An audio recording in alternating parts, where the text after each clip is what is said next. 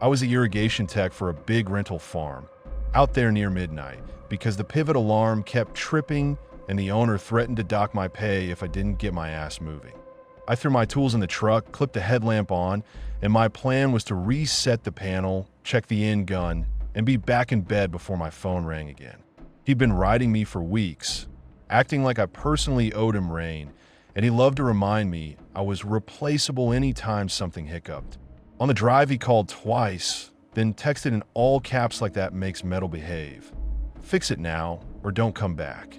I didn't answer because if I picked up, I'd end up screaming back, and then I'd still be the one out there in the dark, alone, trying to keep his tenants from blowing up my phone the next day.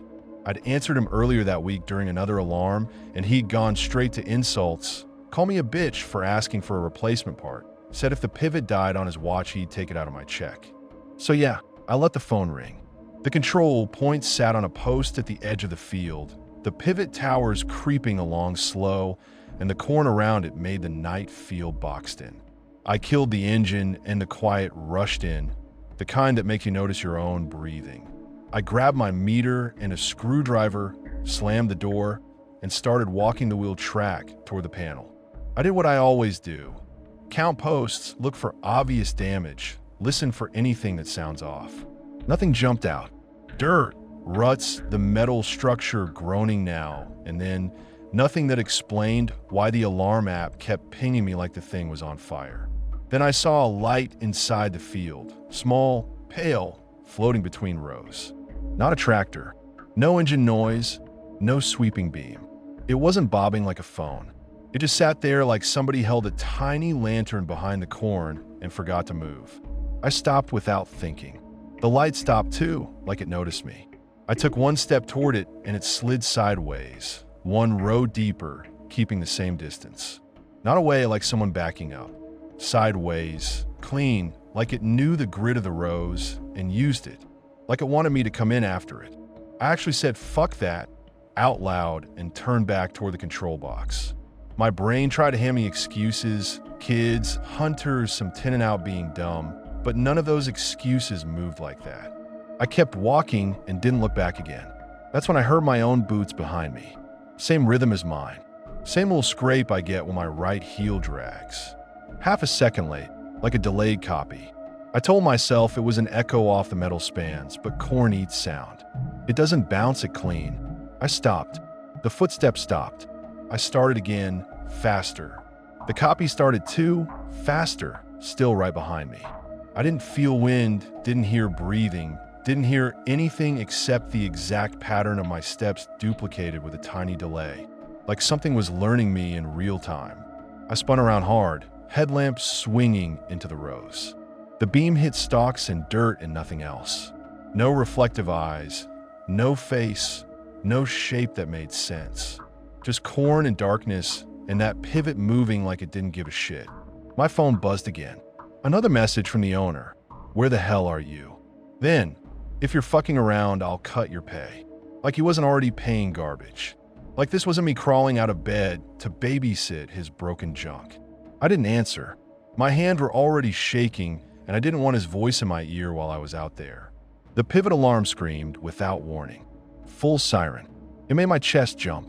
The little display on the panel flashed door open. I hadn't touched it yet. I stood there staring at that message like it was a joke somebody printed for me. The siren kept wailing. Somewhere behind me, the copied footsteps went dead silent, like whatever was there decided to wait. I yanked the panel door open so hard it banged the post. My headlamp lit the inside. Relays, wires, dust, dead bugs, everything in its place. I leaned in, looking for a loose reed switch, a broken contact, anything that would explain door open when it was closed. Something tapped from within, soft, like a fingernail on metal. One tap, then another, not random, not vibrating, not the pivot rattling the box. It sounded deliberate, like knock knock from inside the panel. My stomach dropped so fast it made me dizzy. I snapped the door shut and the siren cut off instantly, like it had been waiting for that exact moment. The silence felt heavier than the noise. I backed away, eyes locked on the seam of that door like it might pop open again by itself. I didn't bother with the lock. I turned and ran for my truck. The copied footsteps hit again immediately, closer than before, matching my sprint with that same half-second lag.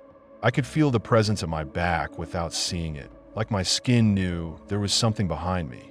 I wanted to look, but I kept my head forward because I was scared of what the beam would catch. I hit the truck, yanked the door, climbed in half sideways, and slammed it. My fingers fumbled the key. I dropped it between the seat and console, and I yelled "fuck" so loud it cracked. I dug it out, jammed it in, turned.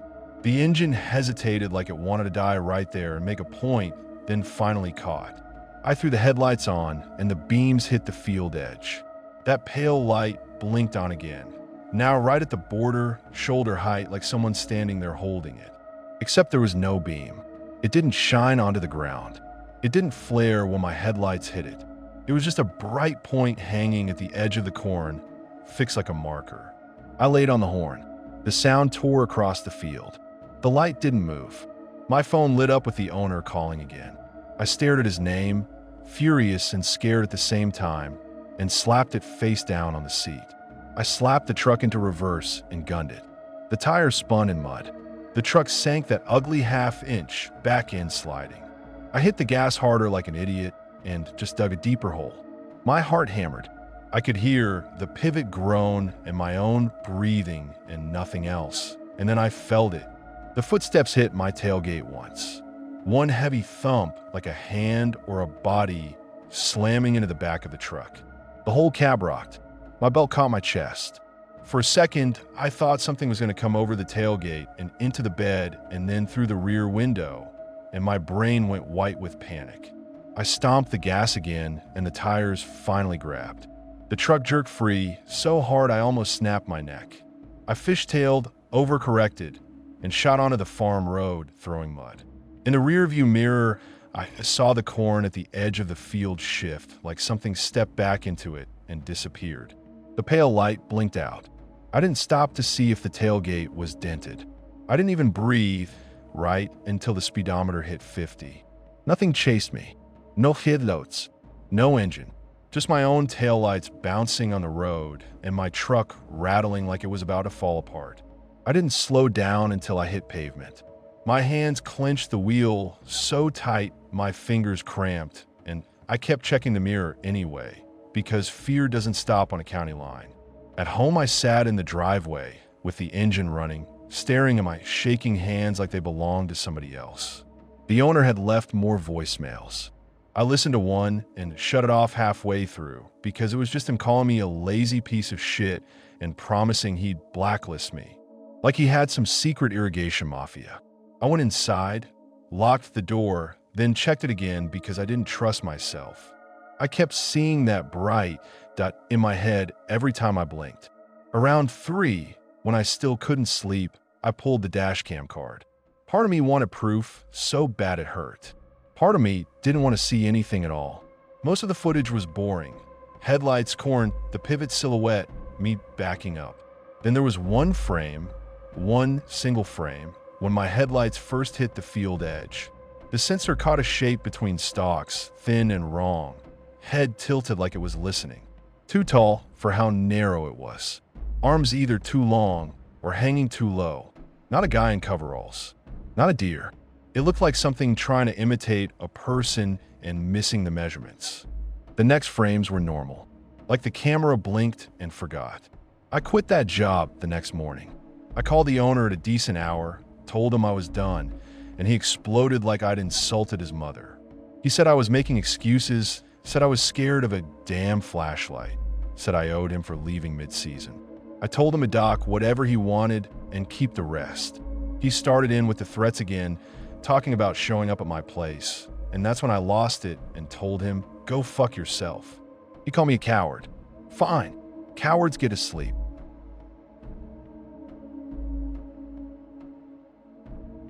I was on volunteer fire that night because a kid didn't come home from a shortcut and the sheriff asked for bodies to walk the edges.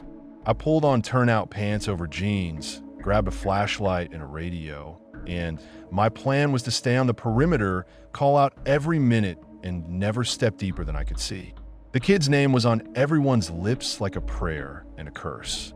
His mom was outside the station in a hoodie with no sleeves under it, shaking so hard she couldn't hold her phone, and she kept showing the same blurry Snap Map screenshot to anybody with eyes.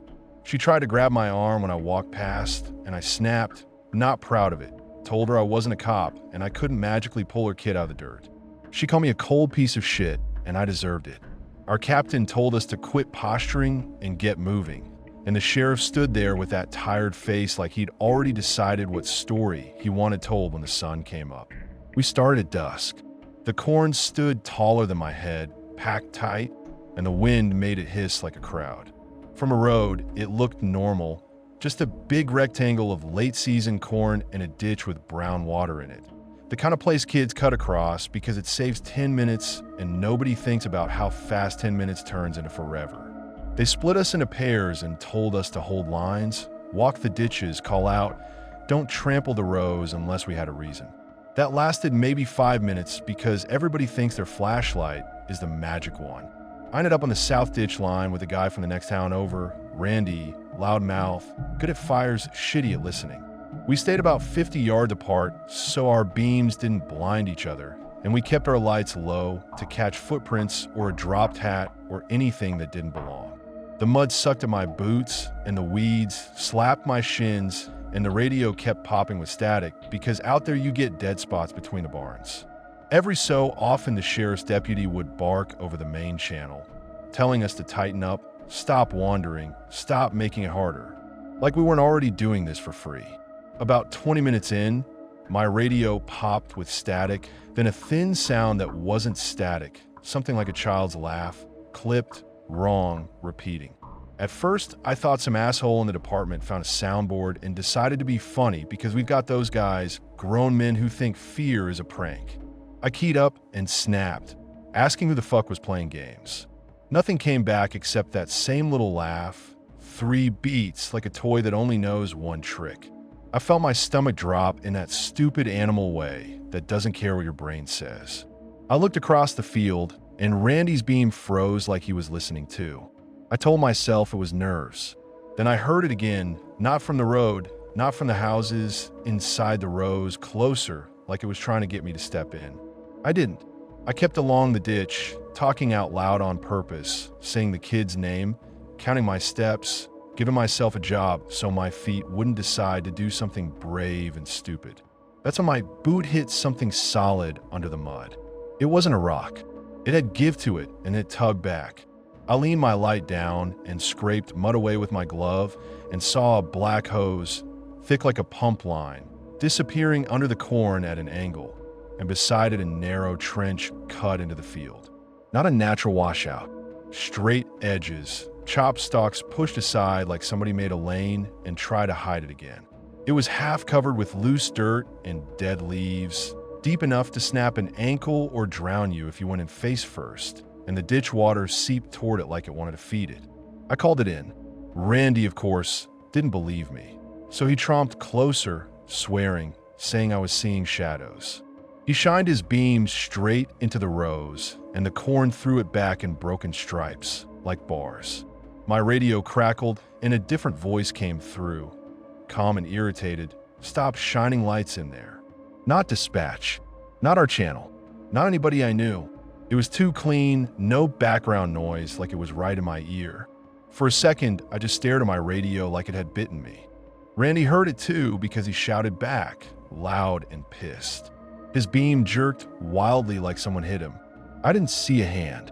I just saw the light whip sideways and the corn tops shiver in a line moving fast toward him. Row to row, not heavy like a deer. Randy took one step back and his boot found that trench I just found. He didn't fall in all the way, but he went down hard and his light bounced and rolled, throwing circles on the stalks. Then it went out like somebody slapped the switch. Randy screamed once like he got punched in the lungs, a short, ugly sound, and then nothing. My brain did this fast, awful math. He's 50 yards away, I can't see him, and something just told us not to look. I ran anyway, because that's what you do until your body reminds you what it costs. The ditch sucked my leg and up to the knee as soon as I hit the soft spot. I fell, smacked my chin, tasted blood. I tried to yank my leg free, and the mud held me like a hand. I heard movement in the corn again, close enough I could hear stalks rub and snap soft. Careful. I started shouting on the radio for help, for lights, for anybody, and it came out like panic because it was panic. All I got back was garbled replies and someone telling me to calm down. I finally ripped my leg out, and it made that wet sucking sound that still makes my skin crawl. I half crawled, half ran toward where Randy's light had died, and the closer I got, the colder the air felt, like stepping into a basement.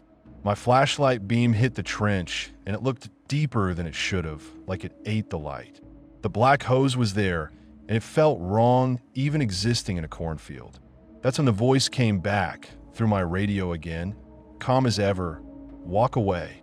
I stood there breathing like an idiot, and for 1 second my light caught something pale between 2 stalks, a face shape, and it wasn't a kid. It was too wide in the wrong places, and it didn't blink. My leg stopped working the way I wanted. I backed up on my ass until I hit gravel. I didn't go in after him. I hate myself for that, but I didn't. I kept my light on the rose, and I kept backing up, and I kept screaming for help until other beams finally showed up, bouncing across the ditch like a pack of frantic fireflies. One of the older guys grabbed my coat and tried to drag me toward the trench, and I fought him because I wasn't letting another person step in there blind. He called me a coward.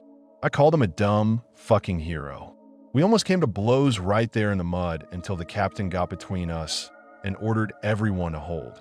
The sheriff showed up, breathing hard like he'd jogged the last 100 yards for show, and he demanded to know what happened. I told him, unknown voice on our radios, trench in the rows, Randy down, something moving in there. He stared at me like I'd embarrassed him in front of his people. He said the radios were picking up a baby monitor or some shit, and we were spooking ourselves, and he told the captain to get his volunteers under control. The captain told him to go to hell because his deputy's kid was missing and he wanted to pretend the field was normal. They sent a couple guys in with rope lines like it was a water rescue, which in a way it was, just not with water you can see. I stayed on the gravel, shaking so hard I couldn't hold my flashlight steady. Every time a beam cut into the rows, that hiss of corn got louder, like the field didn't like attention.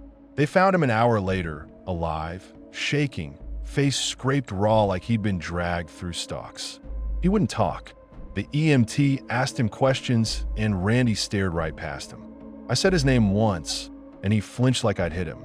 After they got Randy to the ambulance, the captain shoved a notepad at me and told me to write what I saw while it was fresh because the sheriff would try to bury it if he could.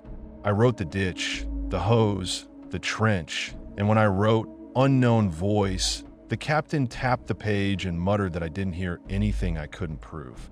I told him to fuck off. Randy heard it too.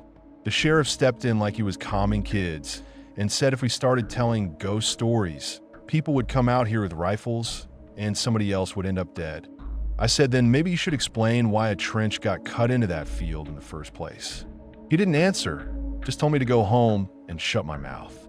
Then, like the whole thing was a cruel joke, the missing kid showed up at home at 2 a.m., dirty and quiet like nothing happened. Sheriff called it confusion and told us to stop spreading rumors. Next day, I drove past the field and saw fresh dirt over that trench, smoothed out like it never existed.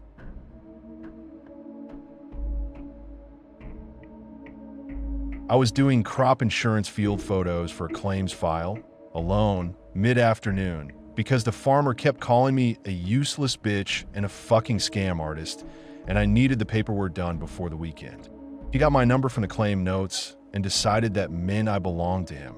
He called while I was printing the map, called again when I hit the county line, and when I didn't pick up, he left a voicemail where he said he'd drag my ass out there himself and show me what real work looks like. I finally answered to confirm the field entrance, and he launched straight into it.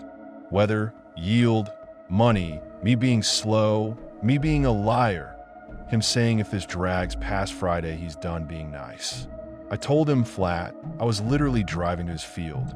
He snapped, "You better actually walk it, not just take pictures from the road." I hung up and my hand shook on the wheel, half anger, half that ugly feeling of being alone with somebody else's temper. I parked on a shoulder where the gravel turned to dirt, pulled the key, and sat for a second listening to my own breathing. I shoved my phone in the console, threw on the cheap orange vest that smelled like hot plastic, grabbed the tablet, tape measure, and a little can of pepper spray I bought at a gas station because the company doesn't provide anything useful. My plan was simple. Walk 3 transects into the corn, shoot the required angles, tag 3 GPS points, then get back to my car in 30 minutes and be gone. Corn eats sound. 2 steps in and the road noise dropped like someone shut a door. The stalks stood tall and tight, leaves brushing my cheeks and forearms, the air warm and wet like a greenhouse. Pollen stuck to my sweat. I counted rows like I always do. 10 in, stop, photo. 20 in, stop, photo. Same stupid checklist. Wide shot, close up, measure the bend, take another photo with the tape and frame, tap the GPS tag, move on. The tablet lagged. My eyes kept flicking to the top bar like it would suddenly show a signal. On the 3rd set, I saw a crushed lane that didn't match wind or deer. Wind lays corn in a messy bow. Deer make scatter and prints. This was straight like a person made it, stalks shoved aside at hip height, dirt scuffed in a line. I stopped and stared, trying to talk myself into something normal. There was no tire rut, no broken stalks like a combine edge, just that human straight corridor cutting deep into the field. I should have turned around, but the job trains you to chase full documentation, because if you don't, somebody screams fraud and my boss backed them. And I can already hear his voice. You didn't even check, you lazy bitch. So I followed it because I'm an idiot and because paperwork turns you into an idiot. The lane ended at a tarp tucked between stalks. Not some kid's fort, a real setup. Somebody had trampled a square clean and laid down blue plastic like flooring. Camp chair, propane bottle, 2 coolers, and a milk crate full of zip ties. A lot of them. New ones, still bright. There was duct tape and a length of rope and a plastic jug of water. My throat tightened so fast it felt like I swallowed wrong. Then I smelled it, sharp chemical stink under the sweet plant smell, the kind of smell that says don't breathe and don't ask. I backed up slow, careful not to make noise, boots sliding over crushed leaves. A voice came from my left, close enough to hit me. Don't move. I didn't see a face. I saw corn in a gap where someone stood 1 row over. My body moved on its own. I snapped my pepper spray up and blasted the green wall.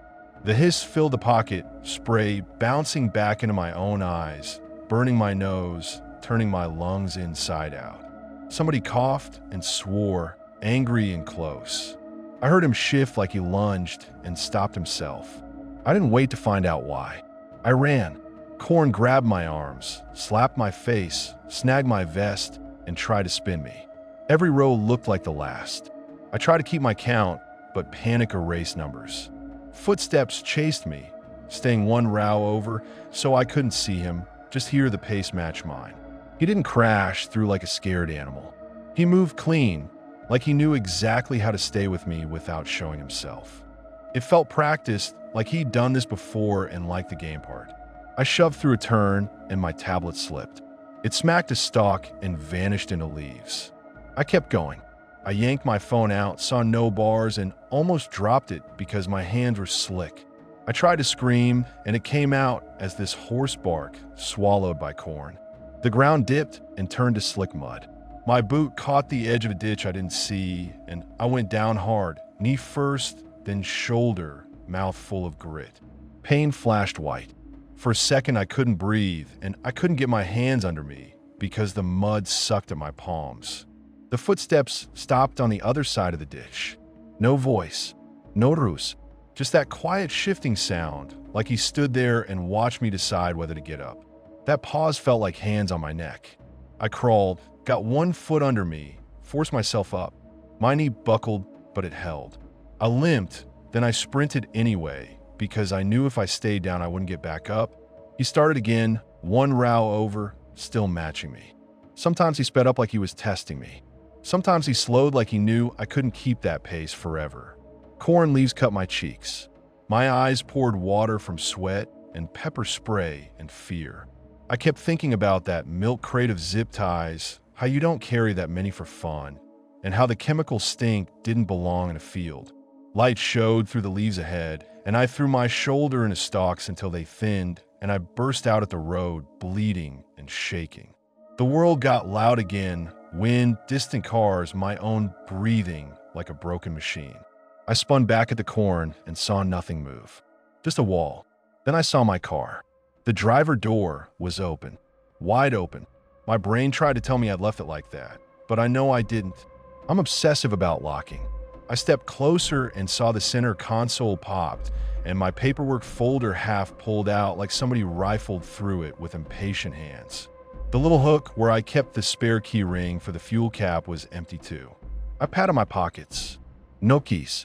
I checked again, frantic. They weren't there. I don't know when they took them. I still don't know how. I ran past the car instead of to it. I picked the nearest house, a long driveway with a mailbox and a dog chain, and I hammered the front door until my knuckles stung. An older guy cracked it, saw my face, and shut it on me for half a beat before I heard him yell to someone inside to call 911. I stood on his porch shaking so hard my teeth clicked, and I watched the corn like it would spit someone out any second. When deputies showed up, one kept asking what the guy was doing out there like I owed him a motive. Another asked if it might have been a homeless camp, and my temper finally punched through the fear. I told him about the zip ties and the chemical stink and how the voice was close enough to hit me. He stopped acting bored. They took one step into the field, and even they got quiet when the sound died. They walked the field with me limping behind them, found the crushed lane, found the trampled pocket. They did not find the tarp. They did not find the chair or the coolers or the crate. It was all gone like it had never existed. The only thing left was my orange vest hung on a stalk a few rows in, spread out like a flag, like somebody wanted me to see it and know how close they'd been. I hadn't even realized it was missing until I saw it up there, bright against green, a stupid safety vest turned into a warning sign. One deputy photographed it and shook his head like he wanted it to be a dumb prank. The other one walked a slow circle, poked at the dirt with his boot, and said it looked like somebody was camping. I snapped back loud that campers don't hang your clothes up like a trophy. He didn't argue, just looked into the rows like he expected someone to wave. The air still carried that chemical bite if you stood in the right spot. We found one clipped-off zip tie end in the trampled dirt, bright white against brown, like a little tooth. They took my statement, gave me a case number, told me to get my knee checked, told me don't go into fields alone like that was a choice. My supervisor called while I sat on the stranger's porch and asked, first thing, if I at least got the photos. I told her my tablet was somewhere in the corn and my keys were stolen and I'd almost gotten grabbed. She went quiet for a second, then said I needed to write everything down for the file, like it was just another kind of damage assessment. By the time my office arranged a tow and someone brought out the spare key, the farmer texted me later, "You took too long, claim denied." I still hear that one row pacing me whenever I drive past corn.